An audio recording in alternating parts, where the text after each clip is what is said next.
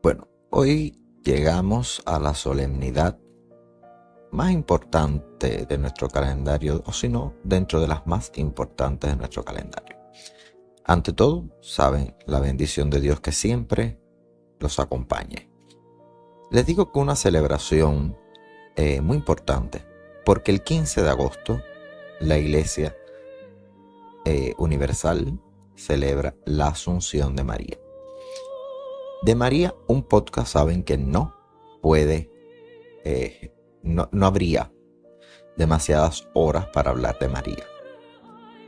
Por eso este podcast vamos a dedicarlo a la vida de María que no se conoce o es menos conocida. Vamos a reflexionar sobre esta gran mujer y vamos a hablar sobre un tema que sigue siendo espinoso, tema de debate entre historiadores, teólogos y algunos ateos que se suman a este juicio, que es la virginidad de María.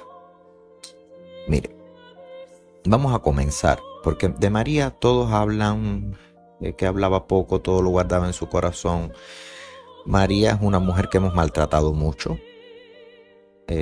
Las mujeres de hoy en día que no se inician en el sacerdocio, que luchan porque la Iglesia católica, romana, ortodoxa, diga que las mujeres pueden ser ordenadas sacerdotes y esperan que un hombre diga que sí. Pues realmente yo digo, son mujeres que están reivindicando algo de la tierra y no de los cielos, porque el derecho lo tienen. Por eso es que quiero hablar de María. Porque María siempre la vemos calladita, en un rincón. Es la madre. Ese es su único papel. Madre de Cristo, madre nuestra, ejemplo de esposa, ejemplo de mujer, de virtudes como madre, ejemplo de mujer piadosa. Pero María no solo está ahí. Y para ello vamos a comenzar analizando la vida de María. Miren, vamos a analizar la línea materna de María. No vamos a analizar las genealogías que aparecen, sino la línea materna. Era hija de Ana o Hana, se le dice también Hana en el hebreo. Ana era natural de Belén. Primeramente, Belén, tierra de David. Los abuelos maternos de María eran Matán y Emerenciana. Emerenciana es un nombre que se ha perdido mucho, pero se utilizó en una época como un nombre bastante común. Hoy ya está en peligro de extinción. Tampoco es un nombre muy bonito, pero bueno, se ha ido perdiendo. Ahora, lo importante, fíjense, esa María que vemos calladita, miren, la línea materna de María, la línea de Ana, su madre, descendía de la casa de David y de la casa de Leví. Por ende, María desciende de una casta real por parte de David y sacerdotal por parte de Leví. Por lo tanto, ni Ana, su madre, era una mujer inculta, y María menos. Se ha tratado siempre de decir que como que María no, todo lo guardaba. No, María era una mujer que viene de una casta, señores, una nobleza. María viene de una nobleza. ¿Qué sucede? Que esto que traemos hoy en la Biblia no está, pero la Iglesia ha tomado como cierto que María es hija de Ana, y esto que les estoy contando de los protoevangelios de Santiago y del Islam, del Corán, donde se menciona la misma historia de Ana, con otro nombre. El padre no se llama Joaquín, sino Facud, pero bueno. El caso es que se habla todo el tiempo de la Virgen María como una mujer que realmente tenía un conocimiento exhaustivo sobre las Sagradas Escrituras. Esa es la realidad. María viene de castas muy altas, de mucho prestigio. Viene de una casta de los levitas y viene de la casta de David. O sea, María no es una pobre muchacha que no sabe nada del mundo, que no sabe de letras, que no sabe nada. Cuando usted, así fuese mujer, venía de una casta sacerdotal, se sabía la ley al pie de la letra.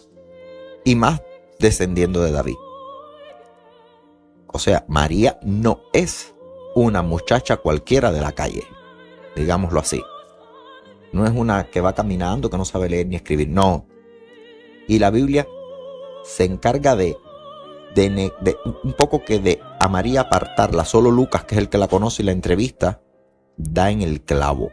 Miren, cuando se dice que se tomó la historia de María y de Santa Ana y de San Joaquín de los protoevangelios, ya he dicho que la iglesia considera que los evangelios apócrifos son verdaderos, pero que su contenido no encaja con la doctrina tradicional de la iglesia, pero no dice que es mentira. Un evangelio apócrifo no es una mentira, no es algo falso. La iglesia lo que ha tomado y ha dicho, la iglesia romana, ha tomado y ha dicho, bueno, esto de que viene de Ana y viene de aquí y viene de allá es congruente, pues esto se toma y lo demás se desecha. Pero toda esa historia de Ana usted la busca en la Biblia y no la va a encontrar. La historia de Joaquín la busca en la Biblia y no la va a encontrar. La historia del nacimiento de María tampoco la va a encontrar. Solo va a ver su genealogía. Y en base a esa genealogía, la iglesia contrasta con los protoevangelios, con los apócrifos y dice, sí, esto sí es cierto. Ahora, lo demás de la vida del Señor no va contra el dogma que tenemos nosotros tradicionalmente. Lo que se fue hablando de unos a otros no es igual a lo que está escrito aquí. Y por eso ha dicho sencillamente que son apócrifos, que no quiere decir que sean falsos, sino que no encajan con la doctrina que los 4 evangelios, Lucas, Marcos y Mateo, contienen. Bien, ya les estoy diciendo que María viene de la casta de David, casta real y casta sacerdotal por Leví. Pero bueno, si alguna duda queda, pues tenemos también al padre de María. Y aquí hay algo muy interesante. El padre se llamó Joaquín o Elí. Elí viene siendo Joaquín, o sea, es el mismo nombre. Y era de Nazaret. Los abuelos de María, por parte de padre, se llamaron Matat y Esta. Ahora, lo que no se dice es la ocupación de los abuelos ni la ocupación del padre. Solo se dice que eran un hombre rico y piadoso, que daba dinero a los pobres, que ayudaba a los pobres y que era un hombre rico. O sea, María viene con un linaje que incluso se ha tomado la casta de su padre Joaquín para hacer la genealogía que hace Lucas o Mateo, obviando la de Ana. Sin embargo, fíjense cosa más curiosa, que Ana desde el siglo VI, por ahí, ya viene a tener una veneración de la iglesia. Santa Ana, la madre de María, desde el siglo VI. Y Joaquín se viene a tener una veneración de él, vamos a decir, 1700. No vamos a... O sea, siglos después es que el padre de María viene a tener una veneración en la iglesia. Pero la que marcó la pauta de veneración fue Santa Ana y María. O sea, es una forma de un matriarcado. Vamos a decirlo así, matriarcado. Porque Ana es importantísima. Joaquín no juega un papel tan fundamental como si lo juega Ana. ¿Por qué? Porque Ana tiene esta casta, este linaje. Ella viene de la casa de David y de la casa de Leví. Todos sus hermanos son sacerdotes. Por eso es que cuando buscas en la genealogía de María aparece el nombre de Matías, aparece el nombre de Mateo, que esos son nombres de levitas, de sacerdotes. Lo que se sabe de Joaquín es eso. Un hombre rico que daba dinero a los pobres. Sus padres se llamaban Matat y Esta. Era de Nazaret y hasta allí queda la historia. No se sabe bien las ocupaciones como sí se sabe en la casta de Ana. Ahora, ¿cómo nace María?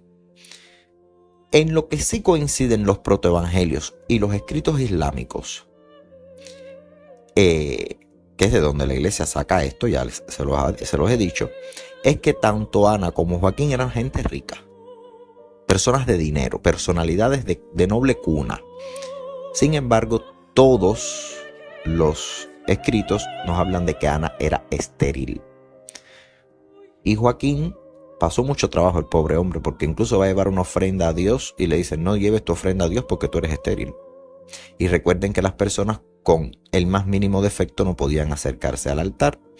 Joaquín ve esto, ya se va sintiendo un poco de complejo, su virilidad se pone en duda, su hombría en aquellos tiempos, vamos a decir que se ponía en duda, y decide abandonar a Ana. No regresa del templo. Y Ana, casuísticamente, ora a Dios, le dice, por favor, yo quiero concebir. Y lo que yo conciba en cuanto nazca, a ti te lo dedicaré. Dios concede el milagro y Ana se embaraza. Pero ¿qué sucede? Que el padre no aparecía. Joaquín se había ido. Entonces, un ángel se le aparece a Joaquín y le dice, regresa a donde Ana, porque va a dar a luz. Y Joaquín regresa y se encuentra con aquello. Había dejado a Ana en estado cuando él había ido al templo, y de ahí se fue unos días, no fue que estuvo meses. Retorna y Ana le dice, me imagino que le habrá dicho, creo que yo le oré al Señor y realmente el periodo no llega, parece que estoy embarazada. Y así fue. Ahora, ¿qué sucede? Que ese niño que se le va a consagrar a Dios, ¿por qué Ana dice esto? Fíjense, vamos a ir buscándole uniones a las cosas. ¿Por qué Ana dice, lo que nazca lo consagraré a Dios? Señores, porque es que toda la familia de hombres de la familia de María, todos eran sacerdotes, todos eran levitas, todos eran sacerdotes del templo. Entonces Ana, por supuesto, dice, lo que nazca, si nace un varón, pues se vaya al templo, como han hecho sus tíos y primos y todos, porque son de una casta sacerdotal. Pero ¿qué sucede? Que nace una niña. Muchos dirán, se chivaron los planes. Eso es una expresión muy cubana, se chivaron, o sea, se fueron al traste los planes. Los planes no se dieron. ¡Qué desilusión! Pues no. Fíjense que Ana pone sobre María en el nacimiento una suerte de protección. Es como una oración para protegerla, como un deseo, como digamos, ese va a ser en María una constante, es un amuleto que María lleva y que pasa a su descendencia, porque según la Sura 3, que es la familia de Inram, 36, Inram es la familia de Joaquín, de Inram y de Facud, dice que Ana, cuando vio a María, a la niña que había nacido, dijo, Señor, lo que he dado a luz es una hembra. Bien sabía Alá, recuerden que estamos leyendo un texto que aparece en la Sura 3, que es un texto islámico, o sea, en los textos islámicos, Sura 3, la familia de Inram 36. Bien sabía Alá lo que había dado a luz, y un varón no es igual que una hembra. Le he puesto por nombre Mariam, y la pongo bajo tu protección contra el maldito demonio, y también a su descendencia. Este texto, como bien les digo, viene de una tradición islámica. Y fíjense que María es protegida de la tentación del diablo toda su vida. Pero no María, su hijo Jesús igual. Porque fíjense que Jesús no solo tiene el encuentro en el desierto con el diablo, lo tienta y no cae, sino que además lo vence en la cruz. En la cruz, cuando Cristo es crucificado, el diablo muere. Esto no quiere decir que el diablo no exista. Bueno, si existe, son nuestras pasiones las que nos llevan a endemoniarnos, ¿no? Pero realmente, ya el diablo tiene a quien tenerle mucho miedo. Al hombre que le gana y que vence. Y es Cristo. Pero esto viene de la profecía, de lo que Ana dijo. Señor, lo que he dado a luz es una hembra. Bien sabía Alá lo que había dado a luz, y un varón no es igual que una hembra. Le he puesto por nombre Mariam, y la pongo bajo tu protección contra el maldito demonio y también a su descendencia. Por tanto, Cristo entra dentro de esta suerte de amuleto de protección contra el maldito demonio. Fíjense qué madre, qué pensamiento tenía Ana. No es una mujer analfabeta, no es una tonta. Y siempre digo, María no es una tonta, ni Ana tampoco. Entonces, ¿de qué estamos hablando cuando decimos María callaba y todo lo guardaba en su corazón? No, mire, de María sabemos lo que querían que se supiese. María era una mujer, por mucho que fuese madre de Cristo y madre de quien sea, señores, era una mujer. Y ustedes saben, incluso Ana lo dice, bien sabía Alá lo que había dado a luz. He dado a luz es una hembra, bien sabía Alá lo que había dado a luz. Un varón no es igual que una hembra. Por eso es que las mujeres, tanto del Antiguo como del Nuevo Testamento, a excepción de algunas, como el libro de Esther, casi que hablan tan poquito. Se habla de ella, incluso los evangelios no ponen a María en algunas ocasiones. Lo que María habla prácticamente, por eso es que los ortodoxos, y déjenme darles un dato curioso, dibujan a la Virgen María con la boca muy chiquita. Y yo siempre decía, pero ¿por qué la boca tan chiquita? Y me decían, porque habló muy poco. O sea, tiene un simbolismo esa boquita pequeña de María. Aunque no hubiese hablado mucho, realmente lo que tenía en la mente era un conocimiento muy grande. Ahora, Ana cumple su promesa. Aún siendo una hembra, a los 3 años llevan a María al templo, la consagran a Dios como han prometido, y ahí queda María en el templo hasta que se casa con José a la edad de 12 años. O sea, María pasa casi 10 años en un templo, y por eso es que conoce mucho. La primera mujer sacerdote formada es María, porque fíjense, sale casi que de un seminario y tiene casta de sacerdotes. O sea, María no la dejaron en la puerta del templo a pedir limosna ni penitencia. No, con 3 añitos la llevan al templo y ahí la dejan. Y está en el templo haciendo ¿qué? Sentada en el patio. ¿Ustedes creen esto? Recogiendo las mesas, limpiando y fregando el suelo, con todos sus tíos sacerdotes, en un templo. Señores, María pasa un seminario. Realmente María pasa un seminario. Hablase o no hablase después, producto de las leyes y las tradiciones de su tiempo, pero María no es una tonta. No es una mujer que hace la voluntad de Dios porque, bueno, me tocó mirar la voluntad de Dios ahí. ¿Qué será esto? No, María se lo conoce todo. María sabe todo. Y lo entiende todo. O sea, cuando hablemos de María no vamos a hablar de la Madre de Dios. Eso es otro tema. María hay que verla de muchos ángulos y por eso es que digo que un podcast no alcanza para decir quién es María. Porque María es, yo siempre he dicho que María es como algo que uno va abriendo, como una cebolla, que le vas quitando la piel y te viene otra detrás y otra detrás y otra detrás y tenemos 800 Marías, 800 puntos de ver a María como madre, como mujer, como esposa, como niña, como sacerdote, como aceptación de la voluntad de Dios. Señores, María está prácticamente a una altura muy grande. El padre de Juan el Bautista, cuando está en el templo, se le aparece un ángel y le dice, vas a tener un hijo. O sea, los ángeles no se le aparecen a ninguna mujer, se le aparecen a hombres. Y sin embargo, el ángel Gabriel se le aparece a María. Pero además con un mensaje que ya ustedes lo conocen. No hace falta caer en el mensaje.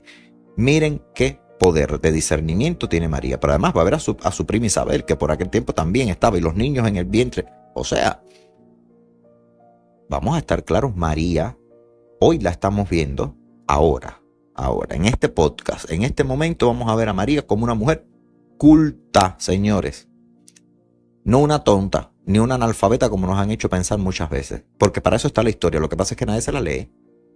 Y por eso es que es muy fácil ir a una iglesia y ver una representación de una muchacha jovencita con una corona, un velo, un manto y un niño. Ya, hasta ahí terminó. ¿Quién es esta? La Virgen María. ¿Y quién es la Virgen María? La Madre de Dios. Ya, se acabó.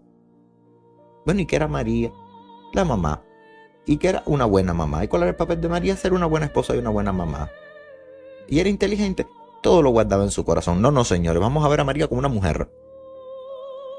Porque si no vemos a María como una mujer y la llevamos directo a la divinidad, decimos, bueno, es como una persona que pasa y por el trabajo que hizo fue al cielo. No, María realmente es una cátedra de estudio. Por eso es que con Jesucristo se dice, hay hiperdulía. Está la hiperdulía y la dulía. O sea, después de la Santísima Trinidad viene directamente la Virgen María en el culto popular, en el culto de la iglesia. Ahora, adorar solo se adora a Dios. Pero María tiene una veneración muy amplia por encima de todos los santos. Por eso es que las letanías lauretanas, a pesar de que a veces son un poco extensas, y es lo mismo y puede cansar, señores, un día, escúchenla. Hace poco la Iglesia Católica decía, no, es que María se le ha puesto muchos títulos y realmente no es corredentora. Y yo digo, bueno, María sí es corredentora. Cristo es redentor, pero María es corredentora, porque María podía haber dicho al ángel, oiga, no, Mire, mi esposo está de viaje y si cuando mi esposo llegue sabe perfectamente que yo estoy embarazada, va a decir, esta mujer me fue infiel y por tanto me van a enterrar en la arena y me van a lapidar. O sea, Ángel vuela a otra parte. No, María sabe lo que está haciendo. María sabe lo que es un ángel, María sabe quién es Dios, María sabe lo que es hágase su voluntad. María no confundió el ángel con un demonio ni un ángel con un pájaro, no. O sea, vamos a hablar de una mujer inteligentísima, pero de la que no hablamos. Hablamos siempre, es buena, es piadosa, pero nunca decimos que es inteligente. Por eso es que cuando se habla trono de sabiduría, María es trono de sabiduría. Y por eso las letanías lauretanas son tan importantes oírlas, porque nos explican todo el poder y todas las visiones que se pueden hacer de María. Ahora bien, se casa con José a los 12 años. Deje María de una casta de sacerdotes. Y vamos a un punto que siempre ha sido espinoso. Se dice que María tuvo hijos. Y el mismo evangelio apunta a que no tenía hijos. Porque miren, cuando Jesús está en la cruz, le encarga a María a su discípulo. Le dice, hijo, ahí tienes a tu madre, madre, ahí tienes a tu hijo. Si el discípulo amado es Juan, entonces, ¿por qué? Si tuviese otros hijos, ¿por qué no le dijo, vete con mi hermano tal o mi hermana tal? Si María tenía más hijos, ¿por qué no la recogieron sus hijos y tuvieron que recogerle a un apóstol y llevarla a vivir a su casa? Porque en Juan se sabe. Y el apóstol la tomó y la recibió en su casa como suya. O sea, se hizo cargo de María. No se habla de que, oiga, si usted tiene hermanos, señores, pues que se haga cargo de María a sus hijos, porque se la entregas al otro. Y aquí realmente entendemos en el evangelio esto, pero no podemos, como siempre les digo, andar como ciegos, con un bastón y decir, lo que me digan voy. No, miren, esto se puede interpretar o bien que realmente María no tenía hijos biológicos con José, que los que hablan en la Biblia dicen eran hermanos de Jesús, fuesen hijos de José de un matrimonio anterior y José fuese viudo, como apuntan muchas teorías. Ahora bien, primer punto, puede ser que María no tuviese hijos, como he dicho, hijos biológicos con José. El único hijo que tuvo fue Jesús, y que los demás que decían los hermanos de Jesús fuese por parte de José. Ahora, también que Cristo haya dicho en ese momento su última parábola. El Señor siempre hablaba en parábolas. O la conversación no se dio y se puso en el evangelio como un gesto, vayamos, de amor al prójimo, una lección de humanidad, de que ella va a ser madre, de que lo que decía Cristo, madre no es mi madre es todos los que guardan mi ley, mis hermanos son todos los que guardan mi palabra y la llevan. Puede ser que desde la cruz Cristo dijese su última parábola, que quiere decir madre e hijos son los que comparten mi sufrimiento. Por tanto, esa señora es mi madre porque está compartiendo mi pasión, y ese es mi hermano porque está compartiendo mi pasión. Por tanto, él la consolará a ella y ella a él. Porque fíjense, si además de esto decimos, hay un hermano mío y lo van a crucificar, se supone que los hermanos vayan. Oiga, van a crucificar a mi hermano y yo tengo que estar presente. Pero María nunca se habla de que la acompaña a nadie a ninguna parte, excepto cuando va a buscar a Jesús al templo. Pero en la crucifixión, en la pasión, María va sola. Solo está al pie de la cruz María Magdalena, Juan y María. Después hablan de las otras, de la madre del otro, pero hermanos como tal, no dice que María estaba al pie de la cruz con los hermanos de Jesús. Y yo digo, si a mi hermano lo van a matar, Señor, yo tengo que estar con mi madre, acompañándola. ¿Por qué tiene que estar dos personas que no tienen nada que ver con la familia? Entonces quiero que esto se entienda, porque esto es lo que apunta a que realmente no fuesen hermanos carnales de Jesús. Tema importante, la famosa virginidad. Todo este enredo se ha tomado realmente como algo, vamos a decirlo, tonto. Primeramente, porque este asunto de virginidad es meterse bajo las enaguas de una mujer. Y esta curiosidad a veces llega un momento que es pesada. Porque estamos hablando, señores, de un pedacito, un cachito de piel en los genitales de una mujer. O sea, que ya nos tomamos el trabajo hoy en día, los historiadores y los teólogos, de estar levantando las enaguas a María para ver si de verdad lo era o no lo era. Ahora, para nosotros no nos interesa si lo era o no lo era. Lo incuestionable es que el producto fue Cristo. ¿Y qué más queremos si Cristo era Dios? Entonces seguimos hoy en día, y es lo que ha perpetuado que a las mujeres todavía tengamos que estar mirando debajo de sus enaguas y metiéndonos en su intimidad y preguntando la famosa frase: ya lo has hecho, ya no eres señorita, ya pasaste. Señor, estamos hablando de la intimidad de una mujer, vamos a respetar. Entonces no se respeta. Hoy en día se sigue, si era virgen, no era virgen, pero ¿cómo iba a ser virgen si el marido seguro se acostó con ella? Pero señores, ¿estamos hablando de quién? ¿Estamos hablando de quién? No estamos hablando de una persona, estamos hablando de una mujer que tiene una dignidad. Eso es lo primero. Lo segundo, bueno, si María tuvo relaciones, no estaba faltando a ningún dogma, porque José era su esposo. Aunque en esto la gente puede diferir y dicen: no, José no era su esposo, porque dice que le dijeron: no la tomes por esposa, porque él pensó: no la voy a tomar por esposa. O sea, se va a vivir con José. ¿Y qué va a pasar? ¿Van a tener relaciones sin haberse casado? Eso es inverosímil. Además, el protoevangelio dice que se casa con José a los 12 años. Lo que sucede es que queda en estado de gestación, no estando José presente en esta situación. Y ahí podríamos analizar por qué José pensó esto. No tenía relaciones con ella. ¿Cómo me voy a casar con una virgen y no me voy a acostar con ella? Es que entonces, ¿qué ley llevamos? Recuerden que el cristianismo es después de la muerte de Cristo. Antes era el judaísmo. Y los judíos, por supuesto, que tenían su noche de boda, su luna de miel, y tenían sus regulaciones, pero había que procrear, había que tener hijos.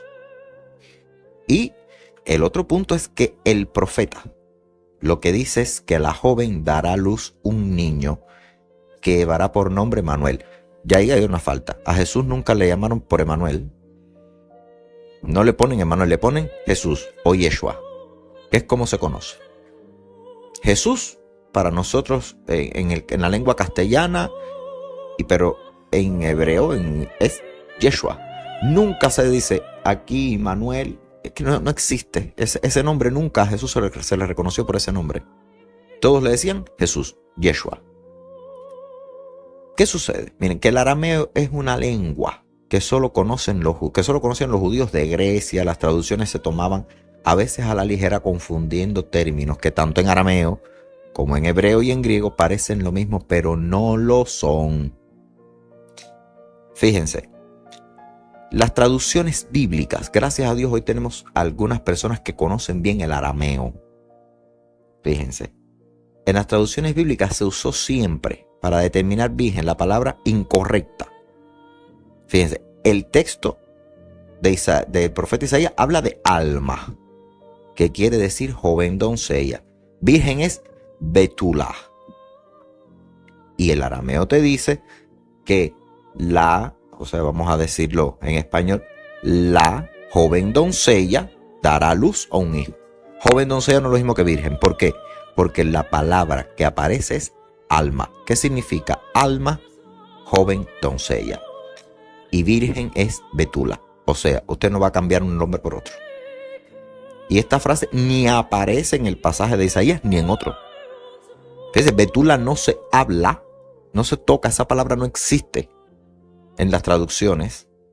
Luego, cuando se empiezan a hacer las traducciones de los 70 de la que hicieron los 70, pues empezaron los cristianos que sabían un poco de griego, o un poquito más, o poquito menos, empezaron a cambiar las palabras y se quedan con que joven doncella es lo mismo que virgen. Bueno, pues vamos a ponerle virgen, pero ya usted sacó una palabra que no existe. Betula es virgen y alma usted la cambió. Y eso es real, eso no es algo que yo estoy inventando. Bueno, usted busca el texto en el idioma y lea que dice alma. Y cuando usted lea alma, busque en el diccionario alma, joven doncella, Ahora, cuando usted lea la palabra betula, entonces sí podrá decir virgen. Ahora, este error se sabe, pero se sigue por parte de los ateos, y algunos fanáticos continúan con el problema que está ya explicado en la traducción que los 70 hicieron del Antiguo Testamento de la Torá al idioma griego koiné. Fíjense, esta traducción viene del año 200 a.C., donde se leía alma. La traducción ahora busca en griego un símil y no hay traducción en el griego de joven, doncella y virgen. ¿Qué sucede?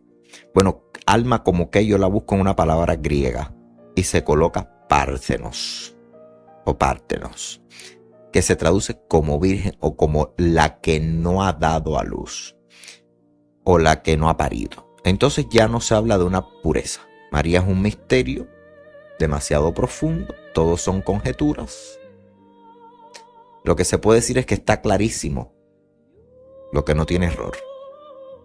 Alma es la palabra que aparece en Isaías cuando hizo la profecía que vemos sobre el Mesías. La joven doncella dará a luz un hijo. Betula sí significa virgen. Esta palabra no aparece y se cambia alma por partenos, que es griego koiné y significa que es la que no ha parido, la que no ha dado a luz. Entonces entendemos esto como virgen. Una que no ha parido y no ha dado a luz es virgen. Bueno, yo conozco personas que no han parido y no han dado a luz y no son vírgenes, porque no han podido dar a luz. Entonces, esto quiero que se les grabe. Estamos ya hartos, la iglesia, de seguir diciendo que nunca se dijo virgen.